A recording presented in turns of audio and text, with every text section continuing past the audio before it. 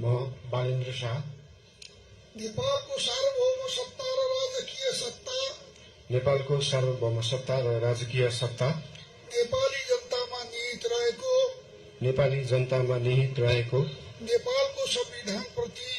नेपालको संविधान प्रति पूर्ण वफादार रही सत्यनिष्ठापूर्वक प्रतिज्ञा गर्दै ईश्वर देश र जनताको नाममा शपथ लिन्छु कि प्रधानमन्त्री पदको जिम्मेवारी प्रचलित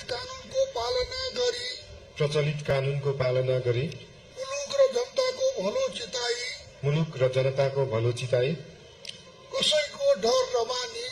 कसैको डर नमानी पक्षपात नगरी पूर्वाग्रह वा खराब भावना नलिई इमानदारीका साथ गर्नेछु र आफ्नो कर्तव्य पालनाको सिलसिलामा आफूलाई जानकारीमा आएको कुरा म पदमा बहाल रहँदा वा नरहँदा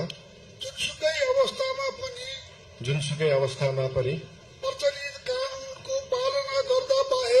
प्रचलित कानूनको पालना गर्दा बाहेक अरू अवस्थामा कुनै किसिमबाट पनि प्रकट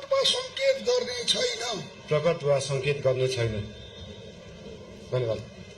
यसपछि नवनियुक्त सम्माननीय प्रधानमन्त्रीज्यूलाई आफ्नो आसनमा रही शपथ पत्रमा हस्ताक्षर गरिदिनु हुन अनुरोध गर्दछु।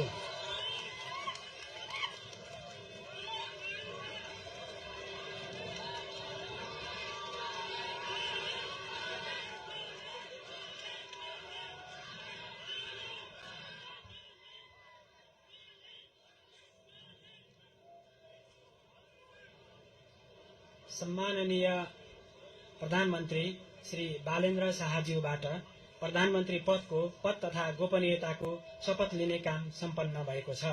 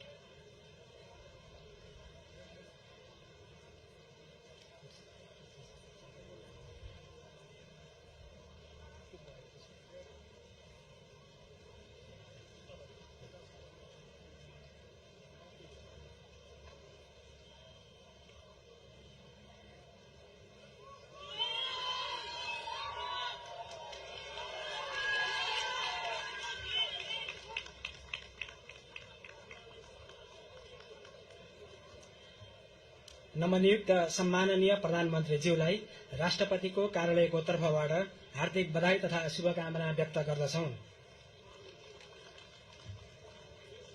अब म नवनियुक्त सम्माननीय प्रधानमन्त्रीज्यूलाई सम्माननीय ज्यूहरू समक्ष बधाई तथा शुभकामना ग्रहण गर्नका लागि हार्दिक अनुरोध गर्दछु।